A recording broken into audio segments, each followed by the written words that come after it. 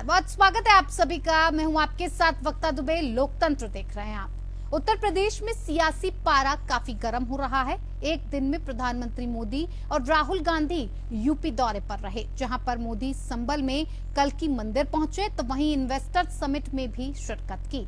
और इस दौरान वादों और दावों का जो बाजार गर्म रहा वो देखने लायक था। मोदी ने कहा कि हमारी डबल इंजन की सरकार ने उस पुरानी राजनीतिक सोच को बदला है। हम यूपी के हर परिवार के जीवन को आसान बनाने में जुटे हैं। जब जीवन आसान होगा तो बिजनेस करना भी आसान हो जाएगा। वहीं योगी ने ये कहा कि मोदी के विजन को लागू करना हमारा मिशन है। उधर अमेठी में राहुल और स्मृति ईरानी मौजूद रहे और बयानों से चुनावी माहौल को गर्म किया गया। सपा अलग कलह झेल रही है। स्वामी प्रसाद मौर्य ने नई पार्टी बनाने का ऐलान किया है। आज हम इसी सियासी ताने बाने को करीब से समझेंगे, इसी पर चर्चा करेंगे। खास मेहमान हमारे साथ जुड़ेंगे, लेकिन उससे पहले पेश है ये रिपोर्ट।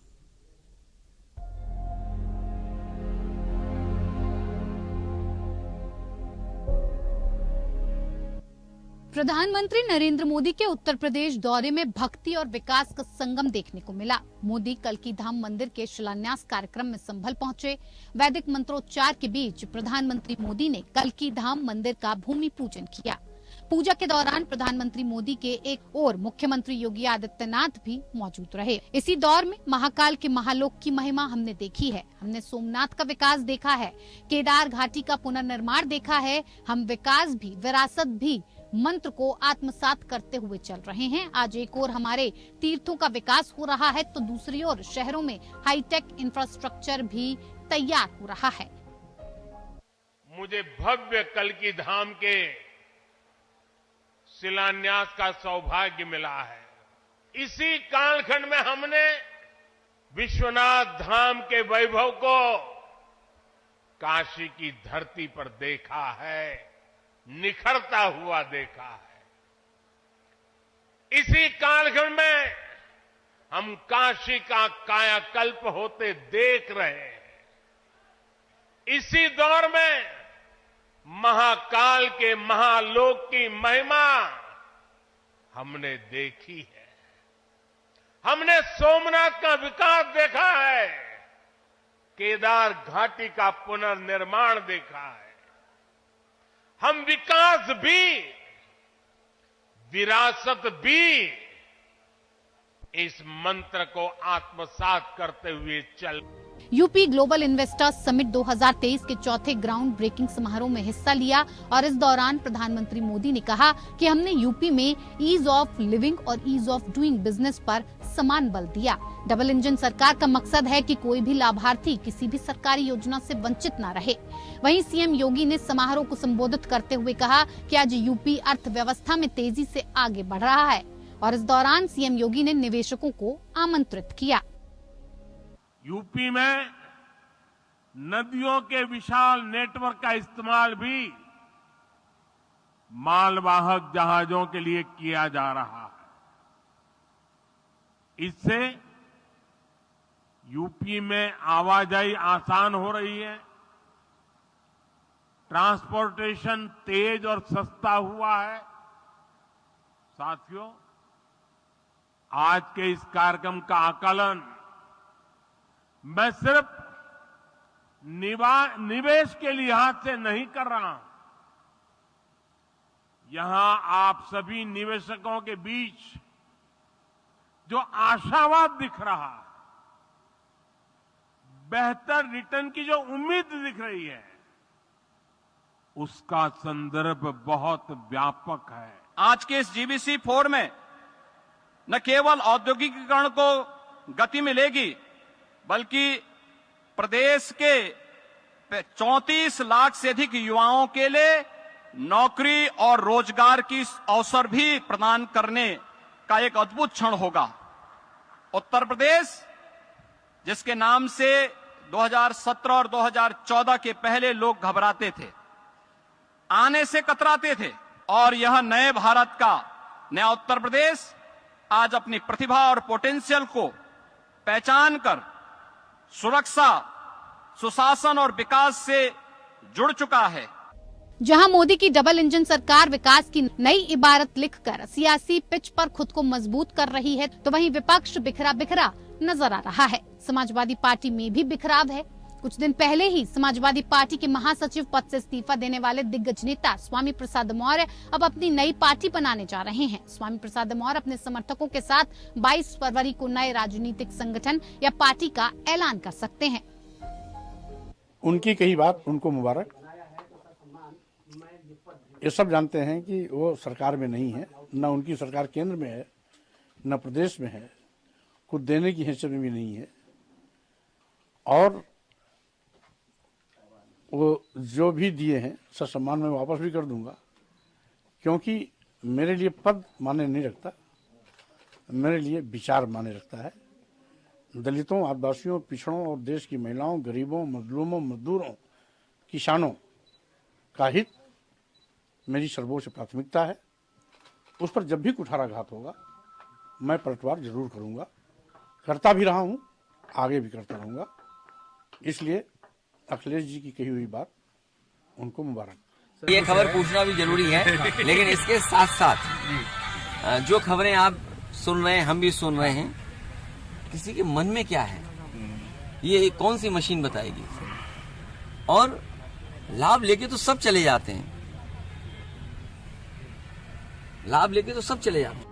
उत्तर प्रदेश में समाजवादी पार्टी गठबंधन बचाने की आखिरी कोशिश में लगी हुई है। इस बीच खबर है कि सपा ने कांग्रेस को 17 सीटें ऑफर की हैं। समाजवादी पार्टी की ओर से भारतीय राष्ट्रीय कांग्रेस के अध्यक्ष मल्लिकार्जुन खड़गे को पत्र लिखकर 17 सीट देने की बात कही गई। वहीं भारत जोड़ो न्याय यात्रा के जरिए कांग्रेस देश की आम जनता के मुद्दों को उठाने का काम कर रही है। इस बार उत्तर प्रदेश में राहुल की यात्रा में ज्यादा वक्त दे रहे हैं। देखना दिलचस्प होगा कि पार्टी को कितना फायदा होगा और क्या बीजेपी की मुश्किल थोड़ी बहुत बढ़ जाएगी। Bureau report, APN।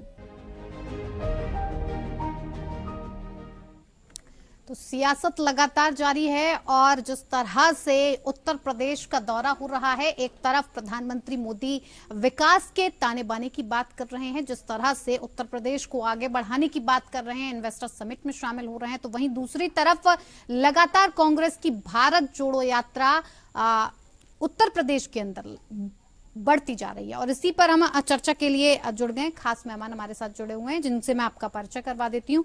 Piyush Pant ji राजनीतिक विश्लेषक के तौर पर हमारे साथ जुड़े हुए हैं। बहुत स्वागत है पीयूष जी आपका इस कार्यक्रम में। पवन गोयल भारतीय जनता पार्टी के नेता हैं जो हमारे साथ जुड़ गए हैं, आपका भी बहुत स्वागत है पवन जी। शान खान कांग्रेस के प्रवक्ता है हमारे साथ, आपका भी बहुत स्वागत है शान जी। और अनूप सांदा सपा के प्रवक्ता हमारे साथ जुड़े हुए हैं, आपका भी बहुत बहुत स्वागत है। सभी का इस खास कार्यक्रम में मैं स्वागत करती हूँ।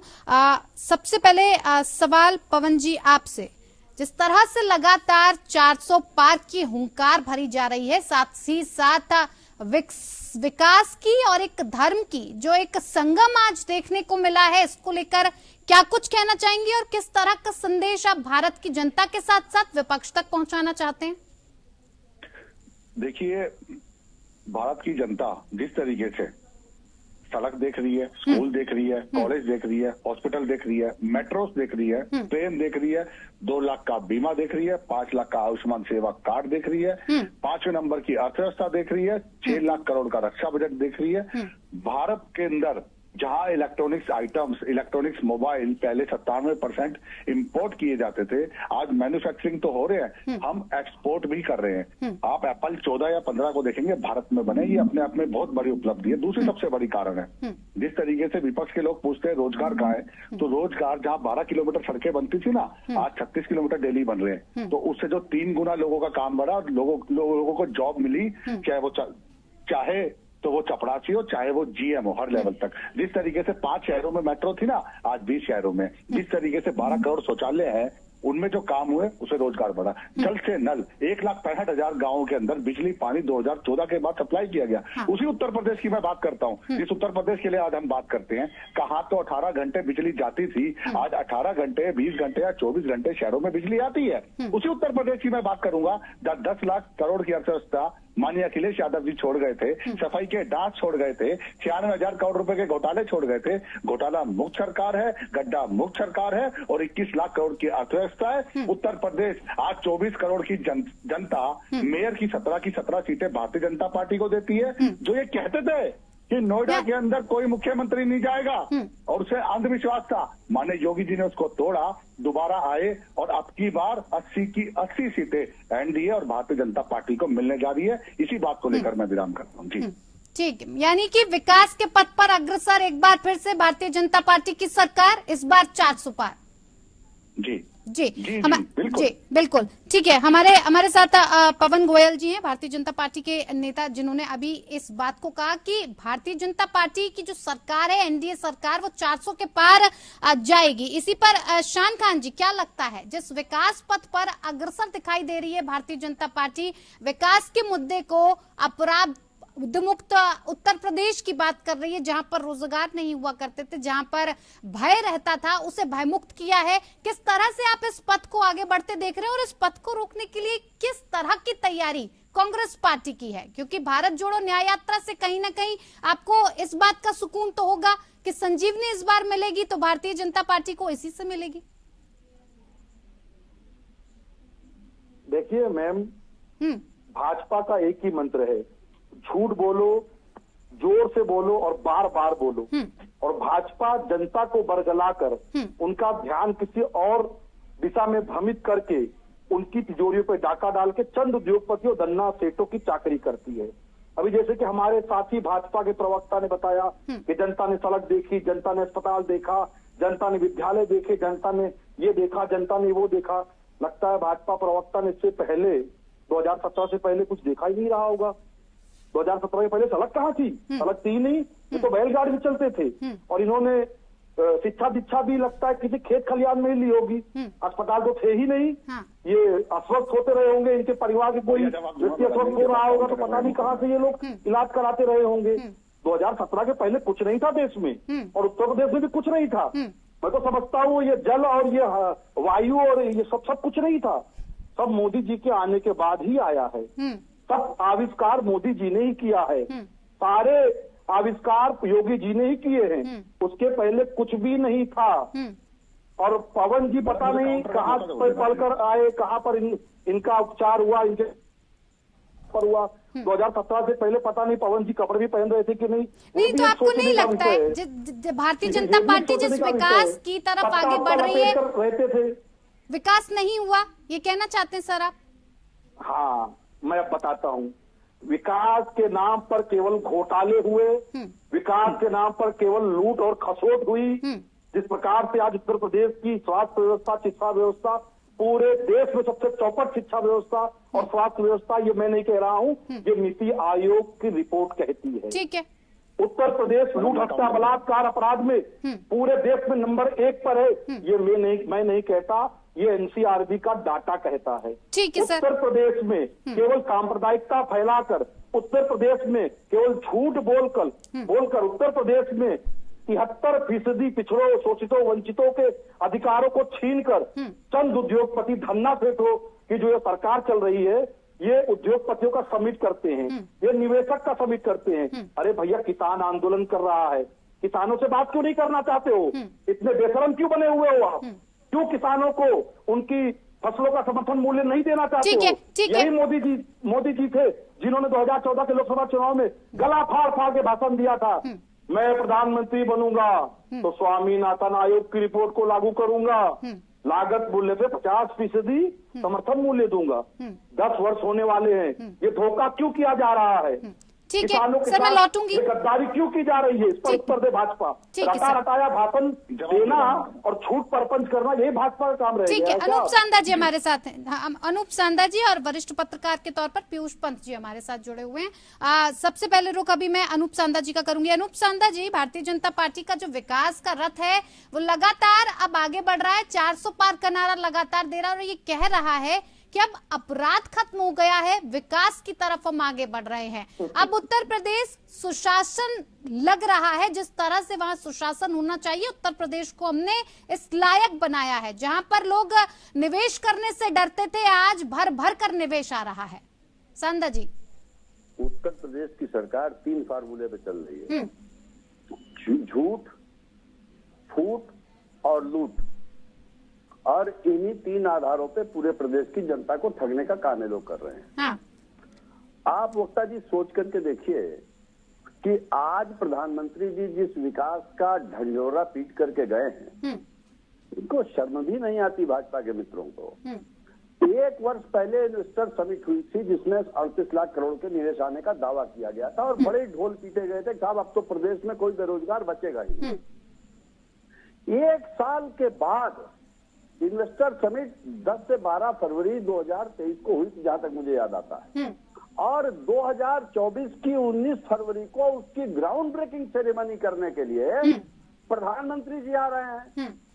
क्या 38 लाख करोड़ का इन्वेस्टमेंट कहां पर आया है, इसके बारे में श्वेत पत्र सरकार कोई जारी कर सकती है, बता सकती है? 1 साल का समय अगर ग्राउंड ब्रेकिंग सेरेमनी करने में आपको लग गया, तो आपके विकास की रफ्तार क्या है, आपकी नौकरशाही की कार्यकुशलता क्या है, इसकी पोल पट्टी अपने आप खुल जाती है।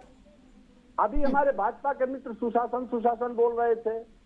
मुझे बताइए, अभी कल और परसों उत्तर प्रदेश के 60 लाख से ज्यादा बेरोजगार नौजवानों ने यूपी पुलिस की परीक्षा दी है, और उसके बारे में भी बहुत से नौजवानों ने मुझे भी सूचना दी और मुझसे भी निवेदन किया कि साहब पेपर लीक हो गया है, हमारा क्या होगा, हम कहाँ जाएंगे, हमारी योग्यता का क्या होगा। जिस सरकार में लगातार पेपर लीक हो रहे हो हर परीक्षा में, जिस सरकार में 1 साल इन्वेस्टर समिट के एमओयूज को जमीन पे उतारने में, ग्राउंड ब्रेकिंग सेरेमनी करने में लग जाए, जिस सरकार में एनसीआरबी के आंकड़ों के हिसाब से अपराध लगातार बढ़ रहे हों, और जिस सरकार के मुख्यमंत्री ये बयान देते हो जिससे सांप्रदायिक ध्रुवीकरण होता हो। आपको याद होगा 2022 के चुनाव के पहले माननीय मुख्यमंत्री जी ने कहा था कि हमको 80% का वोट चाहिए, 20% का वोट नहीं चाहिए। ये उत्तर प्रदेश के मुख्यमंत्री की भाषा होनी चाहिए क्या? भारतीय जनता पार्टी झूठ बोल करके, ढिंढोरा पीट करके, झूठा ढिंढोरा पीट करके, धर्म की आड़ लेकर के, जनता की आंख में भावनाओं की धूल झोंक करके, वोट को आपको लगता है कि लक्ष्य को लेकर के चलती है। धर्म की आड़ में, विकास की आड़ में जनता को बेवकूफ बनाने का काम भारतीय जनता पार्टी कर रही है और जनता बेवकूफ बन रही है। सर, इतनी बेवकूफ है जनता कि वो बेवकूफ बन जाएगी, उसकी आंखों पे पट्टी बांध दी जाएगी और वो पट्टी बांध लेगी। वक्ता जी मैं बताता हूँ, आप मुझे बताइए, सोच करके देखिए कि क्या मैंने जो मुद्दा उठाया कि 1 साल लग गया ग्राउंड ब्रेकिंग सेरेमनी करने में, इस मुद्दे में कोई नहीं सर, वो देखिए वो मुद्दा ठीक है, आपका सवाल करने की बात जायज है, लेकिन आप ये कहें कि कोई जनता को बेवकूफ बना रहा है, बरगलाने की कोशिश कर रहा है, तो जनता भी सर इतनी बेवकूफ और भोली भाली तो नहीं है कि ये ना समझ पाए। आप सोच करके देखिए, अभी भी भाजपा के मित्र का प्रवचन याद कीजिए, उन्होंने कहा कि यूपी में कोई आना नहीं चाहता था। मुझे बताइए, मेदांता किसके समय में आया, HCL किसके समय में आया, अमूल किसके समय में आया? इन्होंने कहा मेट्रो नहीं देखी थी यूपी की जनता में। मेट्रो हमारी सरकार में आई, उसके बाद से एक भी मेट्रो नहीं लगा पाया। ठीक है अनूप सांदा जी, मैं लौटती हूँ सर। ठीक है सर, एक अंतिम बात, एक भी पावर प्लांट अगर नया इन्होंने उत्तर प्रदेश में शिलान्यास किया हो 7 साल के कार्यकाल में, तो उसका नाम बता दें। ठीक है सर। समाजवादी पार्टी की सरकार के समय में पावर प्लांट लगाए गए थे, उनका उद्घाटन करके आज उसका लाभ उठा करके जनता की आंख में धूल झोंक रहे हैं।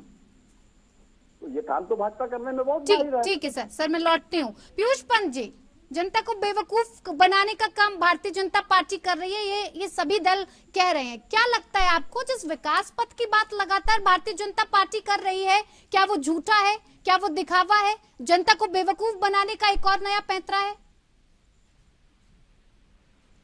देखिए, झूठ है कि नहीं है ये मैं नहीं कह सकता, लेकिन जो विकास का दावा किया जाता है तो उसका जो है कि परिणाम जमीन पे दिखाई देने चाहिए।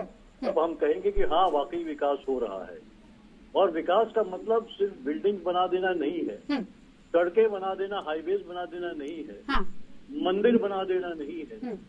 आप कितनी नौकरियां पैदा कर रहे हैं, कितने रोजगार पैदा कर रहे हैं, कितने उद्योग धंधे आप जो वहाँ पे स्थापित कर रहे हैं, जो नौकरियां आपको लोगों को दे सके।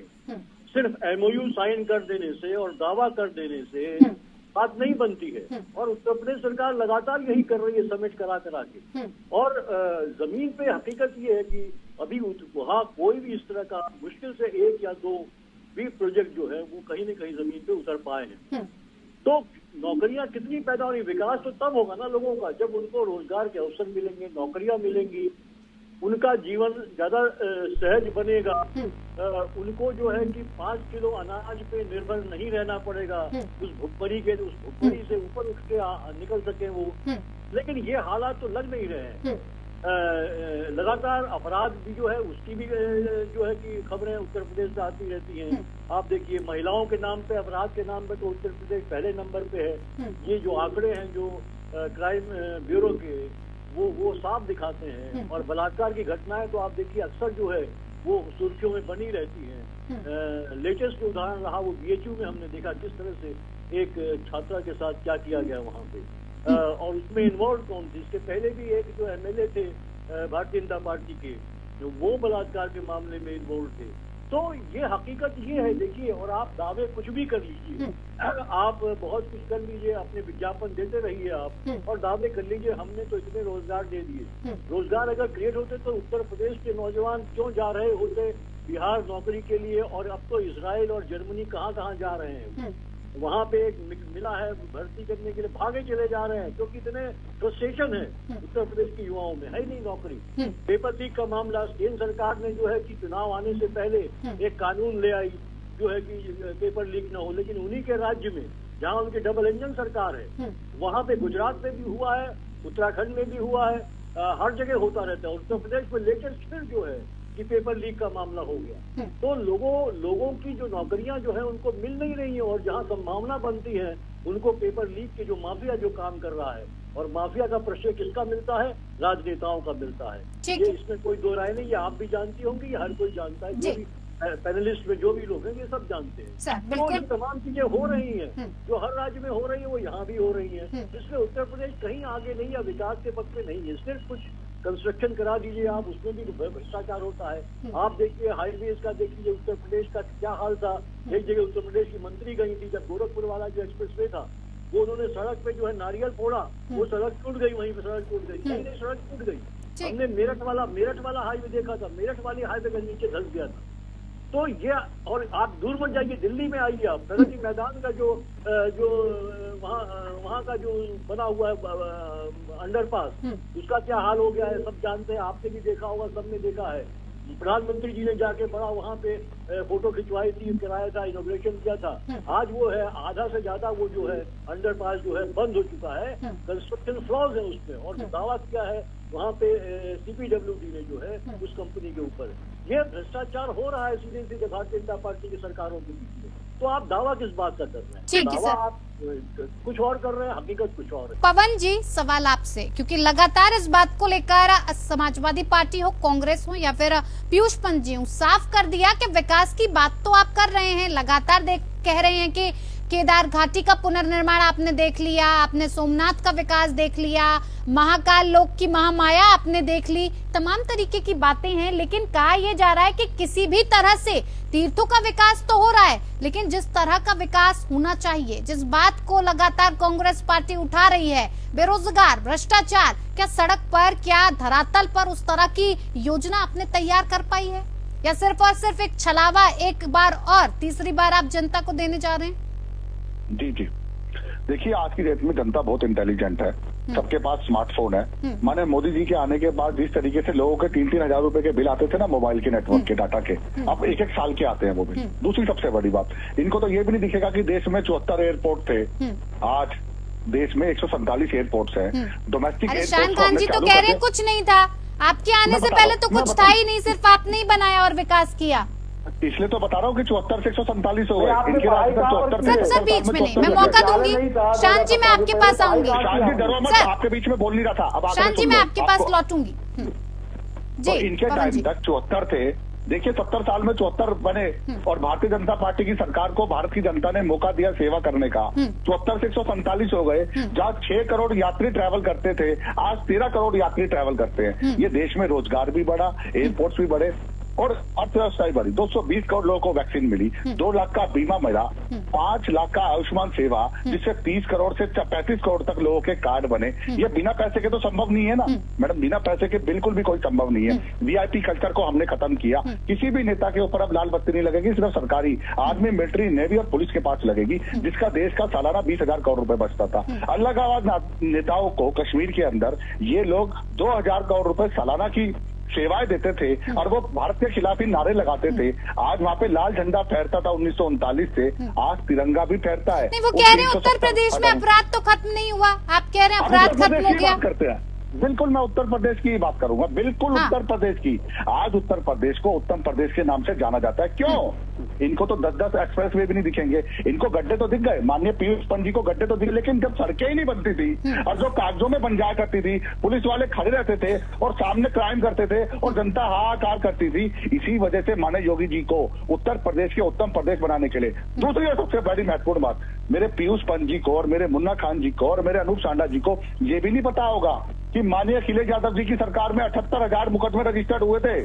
आज योगी सरकार में उसके मुकाबले केवल 27,000 मुकदमे। इन्होंने नंबर 1 तो बता दिया, लेकिन इन्होंने उस आंकड़े से तुलना नहीं की और ये कहते थे धर्म का चश्मा। अभी ये कांग्रेस के प्रवक्ता धर्म का चश्मा दिखा रहे थे ना जिस तरीके से, मैं बताता हूँ धर्म का चश्मा क्या होता है। जब पहली बार योगी जी आए थे तो 3% मुस्लिमों ने वोट दिया था उत्तर प्रदेश की सरकार को। जब दूसरी बार आए तो 9% दिया था। जब तीसरी बार जब मेयर आए 17 के 17 भारतीय जनता पार्टी में, उसमें 100 से भी ज्यादा मुस्लिम नेताओं को टिकट दी गई और वो जीत कर आए। और सबसे बड़ी बात, जब भारतीय जनता पार्टी ने पसमाना मुसलमानों की बात की थी ना, सबसे पहले विपक्ष को मिर्ची लगी थी। क्यों? क्योंकि इनका वोट बैंक सिर्फ मुस्लिम है। इन्होंने मुस्लिम की टोपी पहनकर उन्हें टोपी पहनाई है, लेकिन उनके लिए विकास का कोई काम नहीं किया। तुष्टीकरण की राजनीति का आरोप लगा रहे हैं आप सर, ऐसा? बिल्कुल लगाए ना, बिल्कुल लगाए, तभी तो हमारा वोट बैंक बढ़ रहा है। इनकी तुष्टीकरण की राजनीति से भारतीय जनता पार्टी का ही तो प्रचार हो रहा है। अगर सड़क बन रही है, अगर कोई मेट्रो बन रही है, अगर कोई रेल बन रही है, कोई वंदे भारत आ रही है, कोई हाईवेज बन रहे हैं, कोई वैक्सीन लग रही है, तो कह रहे हैं हाईवेज बनाए, हाईवे बनाने का काम हमने किया, आपने फीता काट लिया। बिल्कुल बनाया इन्होंने। 12 किलोमीटर 70 साल तक 12 किलोमीटर तक पहुंच पाए थे, आज 38 किलोमीटर डेली बन रही है। एक अभी ये हॉस्पिटल की ये शान खान बड़ी बड़ी बातें कर रहे थे। एक एम्स हॉस्पिटल बनाया कांग्रेस ने 70 सालों में, अपने लिए इलाज कराने जाते थे क्या? 24 एम्स है, जवाब ले लेते हैं। कौन देगा?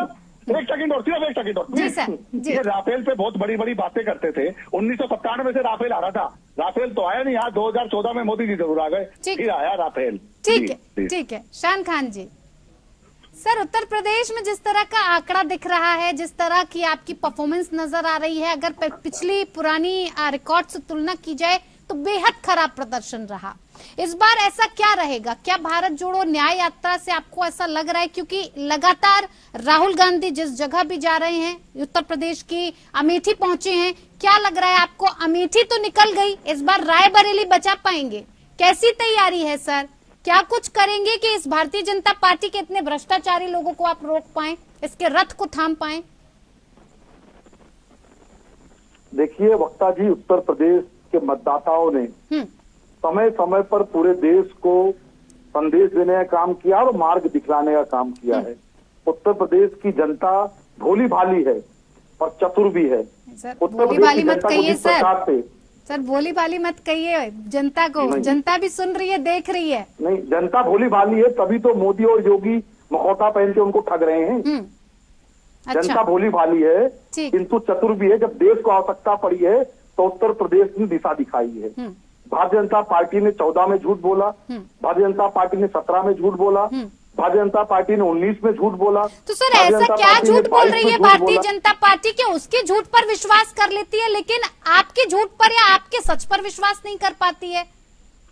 नहीं, हम झूठ बोलते ही नहीं। सर सच पे कर ले विश्वास। इस पर आपके तो सच पे भी विश्वास नहीं कर रही है। उत्तर प्रदेश में एक सीट पर कायम रखा है। सुनिए ना वक्ता जी, पहले सुन तो लीजिए। सुनाइए सर, सुन रहे हैं। पहली बात तो हम झूठ बोलते नहीं। झूठ पर एकमात्र एकाधिकार भारतीय जनता पार्टी का पूरे विश्व में, केवल इस देश में नहीं, पूरे विश्व में सबसे झूठी पार्टी को यदि उसकी प्रतियोगिता कराई जाए तो प्रथम स्थान भाजपा प्राप्त कर लेगी। अब रही बात कि हमारे सच पे लोग विश्वास क्यों नहीं कर रहे हैं, बड़ा अच्छा प्रश्न आपने पूछा। इस देश की जनता ने, उत्तर प्रदेश की जनता ने 5 दशक तक निरंतर हम पर विश्वास जताया। ये जनता है, जनता जनमत देती है। लोकतंत्र में जनता को अधिकार है सरकारें बनाने और गिराने का। जनता को लगा कि कांग्रेस पार्टी को अब ना देकर किसी और को देना है। क्यों जनता ने सर? किसी और यही को तो वोट दिया, कारण हमने है। जनादेश को स्वीकार किया। यही तो जानना चाहते हैं कि क्यों सर इतने वक्त तक राज किया, 70 साल का वक्त कोई छोटा वक्त नहीं होता है। इतने वक्त तक आप बड़ी राष्ट्रीय पार्टी बनकर रहे, तो ऐसा अचानक क्या हुआ कि जनता के मन से ही उतर गए आप? आपके सच को भी अब वो झूठ समझती है, आपको नकार ही देती है कि एक ही सीट काफी है, और इस बार तो शायद एक सीट पर भी ना वो दे। तो इसको लेकर क्या ऐसी चीज रही सर, ऐसा क्या रहा कि कांग्रेस पार्टी से जनता का भरोसा ही उठ गया? मैंने ऐसा बिल्कुल भी नहीं है। उत्तर प्रदेश में अभी जो पिछले महापौर के चुनाव हुए, कई महानगरों में हमने बहुत अच्छा प्रदर्शन किया है, और जनता ने समय समय पे उत्तर प्रदेश में हमको वोट दिया। हमको 2009 में भी अच्छे परिणाम मिले थे, तो ऐसा नहीं कह सकते कि बिल्कुल हमको नकार ही दिया उत्तर प्रदेश की जनता ने। हाँ, ये बात सही है कि कहीं ना कहीं हमारा संगठन कमजोर हुआ, कहीं ना कहीं हमारी ही कुछ कमियों के कारण, क्योंकि मैं जनता पे दोष नहीं मढ़ूंगा, हमारी ही कुछ कमियों के कारण हमारा संगठन कमजोर हुआ, इसके कारण हम कहीं ना कहीं पिछड़े हैं। किंतु जनता ने बिल्कुल हमें नकार दिया ऐसा नहीं है। हमने समय समय पे उत्तर प्रदेश में चुनाव में अच्छा प्रदर्शन करके दिखाया है। तो सर कितनी सीटों पर लड़ रहे हैं फिर गठबंधन के साथ? समाजवादी पार्टी अपने सहयोगी के साथ कितनी सीटें हो गई सर? अभी तक तो 11 सीटों पर ही हामी भर रही थी सपा पार्टी, लेकिन आप मान नहीं रहे हैं कि 15 ही चाहिए। मिल पाएंगी 15?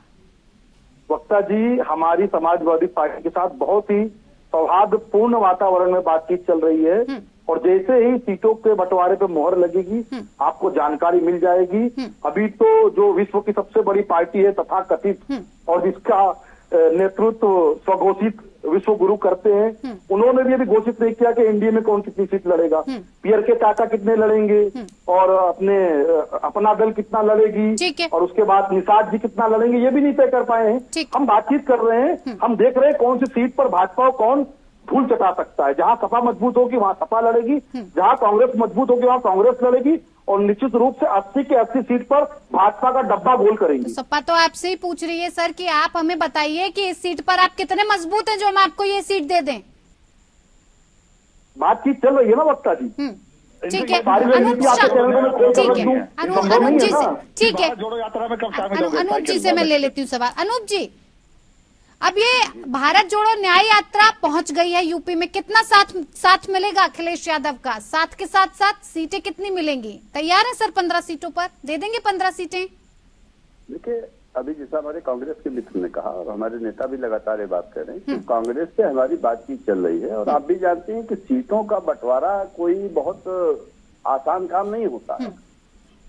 उस पर लगातार बातचीत चल रही है, और जल्दी ही एक प्रभावी फार्मूला निकाल करके और सीटों का पूरी संतुष्टि के साथ एडजस्टमेंट हो जाएगा। इस बारे में हम लोग पूरी तरीके से विश्वास रख रहे हैं, और लड़ेंगे और जम के लड़ेंगे, और भाजपा को उसका सही स्थान दिलाएंगे, उसको भी समझ में आ जाएगा। कैसे लड़ेंगे सर, यही तो जानना चाह रहे हैं। पीडीए की आप बात कर रहे थे, लेकिन उसी पे लोग सवाल उठा रहे हैं। स्वामी प्रसाद मौर्य ने कह दिया बस बहुत हो गया, साथ ही साथ शेरवानी साहब भी चले गए, उन्होंने भी अपना रास्ता पकड़ लिया, सलीम शेरवानी जी, और पल्लवी पटेल जी ने भी कह दिया अब आपके साथ बात बन नहीं पाएगी। क्यों सर?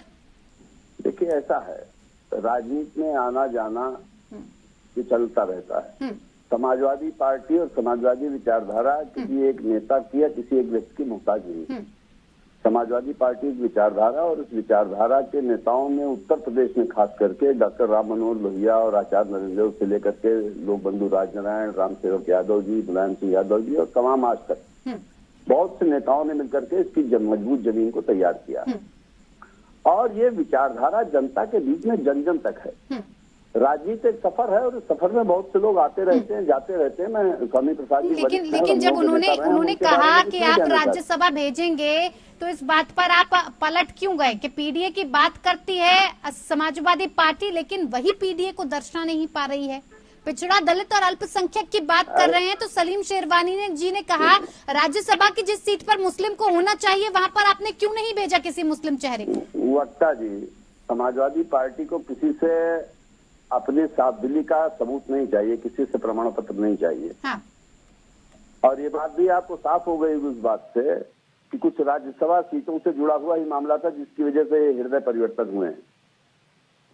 सलीम शेरवानी साहब का एक बयान जहां तक मैंने सुना आया था कि राज्यसभा सीटों के लिए बात हुई थी। मैं कह रहा हूं कि पीडीए को लेकर के समाजवादी पार्टी ने अपने लोकसभा प्रत्याशियों की 2 संभावित सूचियां जारी की हैं। उसमें पीडीए का प्रतिशत लोग क्यों नहीं देखते हैं? उसमें पीडीए का प्रतिशत देख लीजिए, कितना प्रतिशत है पीडीए? सिर्फ राज्यसभा की सीटों से ही तय होगा कि देश की राजनीति में समाजवादी पार्टी का पीडीए के प्रतिबद्धता क्या है। ये सवाल वो लोग उठा रहे हैं जिनको राज्यसभा की सीटों के लिए कुछ उम्मीद रही होगी। पल्लवी पटेल जी कह रही हैं बच्चन और रंजन और किसी को वोट नहीं दूंगी।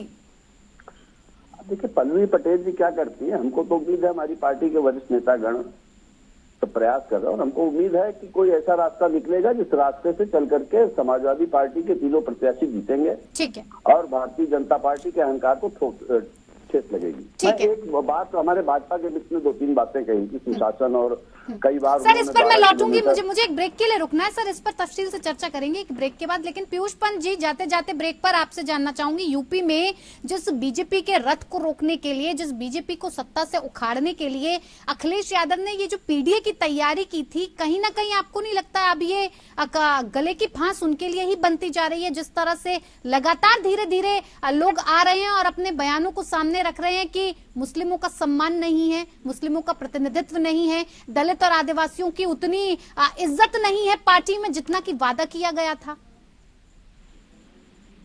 निश्चित रूप से देखिए ये ऐसा बन रहा था और अखिलेश यादव ने अपने वक्तव्यों से इस तरह का एक इंप्रेशन दिया था कि वो वहाँ मजबूती से जो है पीडीए की लड़ाई वो लड़ेंगे और उसके माध्यम से जो है भारतीय जनता पार्टी की जो सफलता का, जो उनकी जीत का जो रास्ता है उसको कहीं न कुछ रूप में अवरुद्ध कर सकेंगे।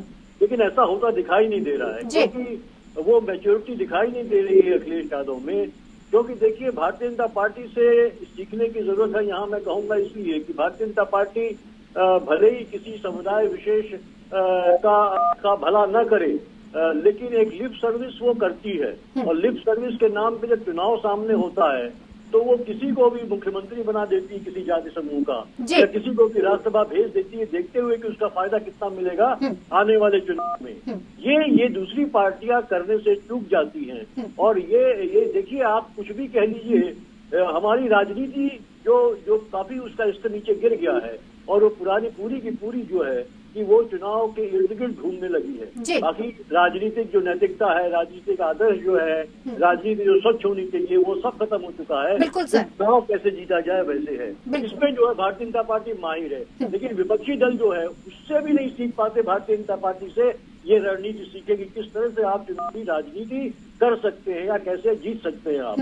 तो मुझे लगता है जो अखिलेश यादव ने एक उम्मीद पैदा की थी वो वहाँ कहीं उससे एक मोहभंग सा होता दिखाई दे रहा है और वो कमजोर लड़ाई होती दिखाई दे रही है। सामने हमने देखा शिवरानी जी ने जिस तरह से, मौर्य ने जिस तरह से जो है त्यागपत्र किया है वहाँ उनके पदों में से, तो एक मजबूत लड़ाई को कमजोर खुद मुझे लगता है कहीं अखिलेश बना रहे हैं। दूसरा ये डिसीजन नहीं करना कि राहुल गांधी की यात्रा में नहीं जाना, ये भी मुझे लगता है कि एक कमजोर करने वाला उनका एक वक्तव्य है जो कि पूरे के पूरे जो अपोजिशन की एक यूनिटी के तहत जो एक चीजें आगे बढ़ रही थी उनको निश्चित रूप से कमजोर करेगी। और बीजेपी जैसा चाहती थी वैसा ही वो राह उसके लिए अपने आप खुलती चली जा रही। अनूप जी देखिए अभी साफ पीयूष पंत जी ने कहा कि जिस रणनीति को बनाकर आप पीडीए का डंका बजाकर आगे बढ़ने की बात कर रहे थे, लेकिन जिस तरह की राजनीति और रणनीति आपकी रही वो कहीं ना कहीं फेल दिख रही है। ऐसे में आपका ये जो गठबंधन बनाने का जो एक सिलसिला चालू था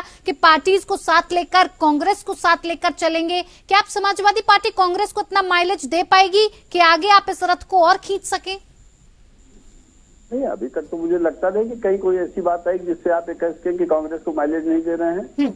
और जहां तक पंत जी की बात का सवाल है, वो आदरणीय हैं और बहुत वरिष्ठ और बहुत अनुभवी पत्रकार हैं। लेकिन दो बातों से उनकी मेरी असहमति है। एक, उन्होंने कहा कि अपरिपक्व अखिलेश जी के फैसले। मुझे याद है वक्ता जी कि कई डिबेट्स में जब पीडीए की बात अखिलेश यादव जी ने कही थी तो हम लोगों से सवाल होते थे कि साहब आप पिछड़ा, दलित और अल्पसंख्यक की बात करते हैं, बाकी समाज कहाँ जाएगा? अब जब बाकी समाज को महत्व कुछ दिया जा रहा है, उनको राज्यसभा दिया रहा है, तो ये सवाल हो गया कि समाजवादी पार्टी पीडीए के फार्मूले से ही हट गई है। ये दरअसल भारतीय जनता पार्टी की एक रणनीति है। पूरे उत्तर प्रदेश में वो जानते हैं कि समाजवादी पार्टी जितनी ज्यादा मजबूती के साथ हमारे सामने रहेगी उतना ज्यादा हमारे लिए समस्या खड़ी होने वाली है। उनको भय है तो समाजवादी पार्टी से, इसलिए वो जो भाजपा की, मैंने शुरू में कहा कि फूट, लूट और झूठ की जो राजनीति है उसका इस्तेमाल करके ये माहौल बनाने का प्रयास किया जा रहा है कि साहब समाजवादी पार्टी का पीडीए का फार्मूला असफल है। पीडीए का फार्मूला कैसे सफल है सर, ये समझा दीजिए सर, कैसे सफल है ये समझा दीजिए। अगर हम चुनाव हार गए होते तब आप ये सवाल करती, तब ये बात समझ में आती। अभी कैसे असफल है? मैंने तो एक बात कहा कि समाजवादी पार्टी की 2 लोकसभा प्रत्याशियों की सूचियां आई हैं, उसमें देख लीजिए उसमें पीडीए है कि नहीं है और कितना प्रतिशत है पीडीए। अगर उसमें ना हो तब लोग बोले। एकमात्र राज्यसभा की 2 सीटों के आधार पर ये फैसला हो जाए कि समाजवादी पार्टी पीडीए के फार्मूले पे सही काम नहीं कर रही, तो ये तो मुझे लगता है कि अखिलेश यादव सर आप अपनी स्थिति को काफी मजबूती से देख रहे हैं। जयंत चौधरी जो पश्चिमी भाग में इतनी मजबूती रखते थे, अपना वर्चस्व रखते थे, उन्होंने अपना अलग रास्ता नाप लिया। पल्लवी पटेल अपना दल कमेरावादी की थी, वो चली गई। स्वामी प्रसाद मौर्य ने आदिवासी और दलित समाज को साथ रखा था, वो आपसे अलग हो गए। किस तरह से आगे बढ़ेंगे सर? जो बड़े बड़े नाम थे, जो आपकी रीढ़ की हड्डी थे, जो आपको आगे लेकर चल रहे थे, कैसे आगे बढ़ेंगे सर? मैं समझ गया सवाल आपका, बता रहा हूँ। जयंत चौधरी जी 2017 में 1 सीट पे थे, 2022 के विधानसभा चुनाव में 9 सीटों पे पहुंच गए। किसके गठबंधन से पहुंचे? समाजवादी पार्टी की वजह से। पल्लवी पटेल जी की पार्टी के कभी कोई विधायक नहीं जीतते थे, वो पहली बार विधायक खुद बनी और समाजवादी पार्टी के सहयोग से। स्वामी प्रसाद मौर्य जी का जहां तक सवाल है, निश्चित तौर पे वो अपने उनके कुछ निश्चित मुद्दे, उन मुद्दों को उठाते रहे। लेकिन मुझको ये भी याद है कि इन्हीं चैनलों पर हम लोगों ने बहुत से डिबेट ऐसे किए हैं जिनमें सवाल होता था कि स्वामी प्रसाद मौर्य जी पर ये आवाज कब उठाएंगे, उनकी जबान कब बंद होगी, वो ऐसा बोलना कब बंद करेंगे। और यही स्वामी प्रसाद मौर्य जी जब भाजपा की सरकार में मंत्री थे तब कभी दलित पिछड़ों की चर्चा नहीं की, तब कभी धर्म के ऊपर वो टिप्पणियां नहीं आई, तब कभी बौद्ध धर्म और हिंदू धर्म की तुलना नहीं हुई। तो सवाल सोचना पड़ेगा कि क्या हमारी पीठ में छुरे भुकवाने का प्रयास तो नहीं हो रहा है। हाँ। लेकिन मैं एक बात बहुत, यानी कि जो पार्टी छोड़कर गए वो गद्दार थे, ऐसा कहना चाहते हैं आप? मुझे बताइए कि किसी के पास 1 सीट रही हो और गठबंधन में हमारे साथ आए और उसके पास 9 सीटें हो जाएं और उसके बाद वो कहे कि साहब चौधरी चरण सिंह जी को भारत रत्न दे दिया गया, इसलिए अब मैं तो इनकार ही नहीं कर सकता।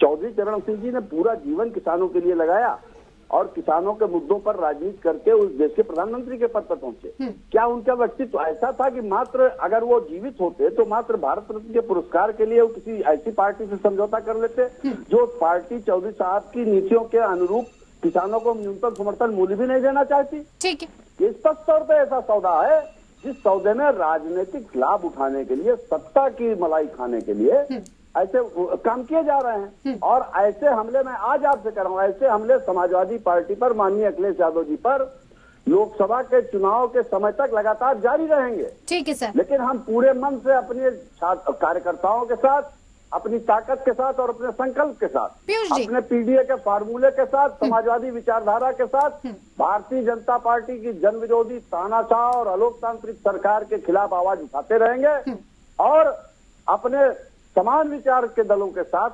गठबंधन करके भारतीय जनता पार्टी का जो ये झूठा मंसूबा है कि 80+ वाला, इसको सही जगह पर पहुंचाने का काम करें। पीयूष जी देखिए, साफ तौर पर कहा जा रहा है, क्योंकि अखिलेश यादव का भी बयान इस बात को लेकर आया था कि लाभ लेने वाले बहुत हैं, लाभ लेते हैं और चले जाते हैं। लेकिन बयान कुछ ऐसा कहता है कि अगर आप हमारे साथ गद्दारी करेंगे तो हम भी पीठ में छुरा भूखने से पीछे नहीं उठेंगे। कुछ ऐसा ही स्वामी प्रसाद मौर्य, सलीम शेरवानी और पल्लवी पटेल की तरफ से सपा को एक संदेश देने की कोशिश, या वाकई में गद्दार थे तो गद्दार चले गए? देखिए, जाने के बाद तो इस तरह के विशेषण लगा दिए जाते हैं कि वो गद्दार, लेकिन स्वागत तो किया गया था ना। वही अखिलेश यादव जी ने स्वागत किया था स्वामी प्रसाद मौर्य का, वही अखिलेश यादव जी ने पल्लवी पटेल का स्वागत किया था। उनकी जरूरत थी उस समय, उनका फायदा हो रहा था उनकी पार्टी को। तो हर पार्टी ये करती है, जो जाने वाले को गद्दार कह दिया जाता है और आने वाले समय उसका जो है भव्य स्वागत किया जाता है। ये अपनी अपनी राजनीति को चमकाने, अपनी राजनीति का फायदा करने के लिए ऐसा किया जाता है। क्योंकि मुझे लगता है, देखिए, इसमें आपको फिर तो या तो फिर अखिलेश जी को जो है कि बहुत बड़ी चूक हुई पहचानने में, और सबसे बड़ी चूक हुई उनकी जो है कि आप जो आरएनडी के जो नेता है, क्या नाम उनका, जो यूपी से अपने वेस्टर्न यूपी से अजीत सिंह के बेटे जी जो तो उनको पहचानने में गलती हुई। उन्होंने वहां जो आज कांग्रेस को वो सीट नहीं दे पा रहे हैं, जबकि कांग्रेस पे ज्यादा भरोसा कर सकते हैं वो। और वहां पे जो है उन्होंने उन पे भरोसा किया, उनको 5 सीट मांग रहे थे, उनको जो है कि उनको 7 सीटें दे दी वहां पे, या 4 मांग रहे थे तो 7 दे दी वहां पे, 11 सीटें दे दी वहां पे। और वो चले गए धीरे से जो है कि भारतीय जनता पार्टी में एन चुनाव के पहले इतना बड़ा धोखा दिया उन्होंने। और यहाँ कांग्रेस को लेके जो है कि थोड़ी सी सीटों के लिए आप, जो कि कांग्रेस बड़ी पार्टी है, भले ही वो नहीं जीती पिछले चुनाव में, ठीक है, लेकिन उसका जो है ग्राफ आपसे बेहतर रहा है। सेकंड नंबर पे जो कांग्रेस कई कॉन्स्टिट्यूंसी में रही है वो, और उसका एक बेस बहुत पहले से रहा है। जहां तक लोकसभा का, विधानसभा में भले ही समाजवादी पार्टी बहुत बड़ी पार्टी है निश्चित रूप से, लेकिन लोकसभा का बेस दूसरा होता है, और लोकसभा में लोग दूसरी तरीके से वोट देते हैं, विधानसभा में दूसरी तरीके से वोट देते हैं। तो उस परिप्रेक्ष्य में देखते हुए समाजवादी पार्टी को ये एक नजरिया रखना चाहिए और ये एक विश्वास करना चाहिए। बल्कि आपने जो जयंत चौधरी तो निकल गए पूरे दिन से, आपने फायदा भी दिया, सीटें ज्यादा दी, सब कुछ दिया विधानसभा में। अभी सपा के प्रवक्ता खुद ही कह रहे थे कि विधानसभा में जो है कि सीटें उनको इतनी बढ़त मिल गई, उनको इतनी सीटें ले गए सपा के साथ आने के साथ साथ। तो ऐसा व्यक्ति जो धोखा दे गया आपको जो है, तो फिर ये तो उनको सोचना पड़ेगा। इसलिए विशेषण देना आसान होता है कि कोई चला गया तो आपने विशेषण चस्पा कर लिया उसके, लेकिन स्वागत तो आप ही ने किया ना, आपको पता था इसलिए आपने स्वागत किया था। ठीक है, जाते जाते वक्त की कमी है शान खान जी, एक बड़ी चुनौती समाजवादी पार्टी के साथ तो है ही उत्तर प्रदेश में, लेकिन कांग्रेस के लिए भी राष्ट्रीय स्तर पर एक बड़ी चुनौती है इस बार, क्योंकि उसे उत्तर प्रदेश में अपने जनाधार को पेश करना है, एक सीट को कायम करने के साथ साथ अपनी जमीनी हकीकत को और मजबूत करना है। कितनी बड़ी चुनौती आप इसे समझते हैं भारतीय जनता पार्टी के सामने? देखिए वक्ता जी, रावण रूपी और दुर्योधन रूपी मोदी और भाजपा जो अहंकार में फूले हुए हैं, जिनका सत्ता का अहंकार सर पे चढ़कर बोल रहा है, जो लोकतंत्र की और जनादेश की हत्या करते रहते हैं, जिनका लोकशाही में कोई विश्वास नहीं है, जो संवैधानिक संस्थाओं का दुरुपयोग करते हैं, ऐसी असुरी शक्तियों के खिलाफ लड़ना चुनौती तो है, किंतु हमें ये चुनौती स्वीकार है। 2024 में 2-2 हाथ होगा और पूरे देश में भाजपा की ईंट से ईंट बजाएंगे। इनकी झूठ की नीति, इनके भ्रष्टाचार की नीति, इनकी लूट की नीति, और इन्होंने जिस प्रकार से देश में शोषितों, वंचितों, पिछड़ों, दलितों के अधिकार को लूटा है, और चंद उद्योगपति और धंधा सेठ की तिजोरी भरी है, इनका सत्ता से सुपड़ा साफ करेंगे। ईंट बजा देंगे कांग्रेस समाजवादी पार्टी, यानी कि पूरा इंडिया गठबंधन जो कि साथ में है, ईंट से ईंट बजाने के लिए आपको तैयार है। कितनी बड़ी चुनौती देखते हैं आप, या इस चुनौती से पार पा लेंगे? जल्दी से सर 10 सेकंड के अंदर मुझे जवाब दीजिएगा। देख, अभी आपने कहा था कि 2-2 हाथ, अभी ये कांग्रेस के प्रवक्ता 2-2 हाथ कहते हैं। 2-2 हाथों की जरूरत नहीं है। कांग्रेस का हाथ भ्रष्टाचार के साथ, अपने भ्रष्टाचार से निपट लो, वही बहुत है। धीरज साहू के पास से अभी 500 करोड़ निकले थे, मशीनें अभी भी चल रही हैं, देख लो अभी। और पार्टियों से चंदा मांग रहे थे, अरे 1,76,000 करोड़ का घोटाला किया, कॉमनवेल्थ का घोटाला किया, जीजाजी DLF की जमीन खा गए, और नाटक कर रहे हो वहां पे, हमें चंदा दो, चंदा दो। देश की सबसे अमीर पार्टी इटली से आते हैं, यहाँ पे व्यापार करते हैं, कहते चंदा दो। व्यापार करने आते हैं, नेशनल हाट में कंपनी खोलने आए थे, और यहाँ पे कहे 2-2 हाथ करोगे। कांग्रेस का हाथ और भ्रष्टाचार के साथ। ठीक है, अनूप सांदा जी, बड़ी चुनौती समझते हैं सर, या पार पा लेंगे? नहीं, बिल्कुल पार पाएंगे। पार क्या, इनको पराजित करेंगे। पार तो इनको पाने के प्रयास करना। मैं एक बात कहना चाहता हूँ, अभी इन्होंने भ्रष्टाचार के ऊपर बड़ी जोरदारी से कहा। अभी इलेक्टोरल बॉन्ड के ऊपर उच्चतम न्यायालय की जो टिप्पणी आई है, उसके बाद भी भारतीय जनता पार्टी में क्या इतनी नैतिकता भी नहीं बची कि उसको अपने शर्मिंदा होकर चुपचाप बैठ जाए। दूसरी पार्टियों पर भ्रष्टाचार का आरोप लगा रहा है। ठीक है, इलेक्टोरल बॉन्ड और चंडीगढ़ के मेयर जवाब देने दे तो बहुत बढ़िया जवाब दूंगा इस पे भी। 96,000 करोड़ रुपया घोटाला अभी भी चल रहा है, कॉमनवेल्थ घोटाले का। ठीक है सर, वक्त की कमी है, मैं ज्यादा वक्त नहीं दे पाऊंगी किसी को भी, माफ कीजिएगा सर, लेकिन ये वक्त बताएगा कि आखिर लोकसभा चुनाव में क्या कुछ होगा। ये देखने वाली बात होगी, हर कोई अपना डंका बजाना चाहता है, लेकिन कौन पार पाएगा ये देखने वाली बात है। बहुत बहुत धन्यवाद आप सभी मेहमानों का हमारे साथ इस खास पेशकश में जुड़ने के लिए। लोकतंत्र में फिलहाल इतना ही, नमस्कार।